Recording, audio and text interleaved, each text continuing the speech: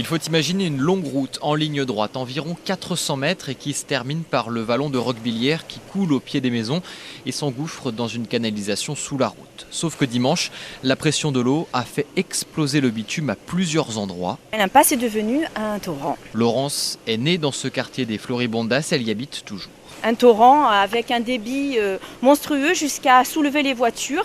C'est vraiment apocalyptique. On entendait les gens crier, hurler. Et c'était ça qui a fait que ça a créé un climat vraiment de peur. Et on se disait qu'est-ce qui arrive, mais on ne pouvait même pas sortir puisque nous, par la pression de l'eau, on ne pouvait pas ouvrir notre portail. Chez elle, comme dans tout le voisinage, les dégâts sont très importants. Les caves évidemment, mais ça c'est que matériel. Et donc des remontées d'eau à l'intérieur des maisons avec les toilettes, par les toilettes et la douche. Donc je n'ai plus de serviette de bain, c'est pas grave, mais on a sauvé la maison, c'est déjà ça quoi, voilà. Dans l'allée, une voiture est échouée dans un trou de plus de 10 mètres de long.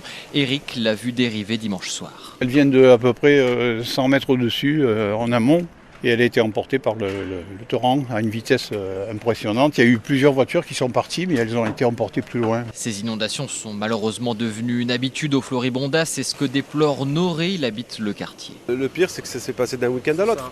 Le week-end dernier, on a vécu la même chose, en pensant que ça allait plus se reproduire.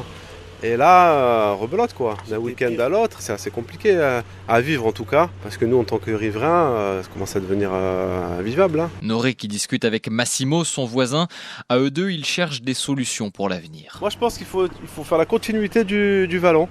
Il faut fermer, il faut bétonner à ce niveau-là pour que ça dégueule plus. Bien sûr, le problème c'est que l'eau elle va droite. Mais surtout, ce qui va nous sauver, c'est un bassin de rétention. Oui, parce que si on ne fait pas ça, on peut faire tout ce qu'on veut. En cas de grosse crue, ça va revenir. Une solution qui est partagée par le président du syndicat de défense de la Boca, Laïd Bouzetti, qui alerte depuis plusieurs mois. Aujourd'hui, la priorité doit être vraiment, de renouveler l'ensemble des réseaux des eaux pluviales et des vallons de la ville de Cannes, qu'on puisse aujourd'hui faire des investissements adéquats qui font qu'on va pouvoir améliorer tout ce qui est inondation à la Boca, même si on n'est pas maître bien sûr du climat. Et en réponse à ces inondations, le président du département, Charles Ginesi, a confirmé le déblocage de 7 millions d'euros pour aider les sinistrés et les collectivités.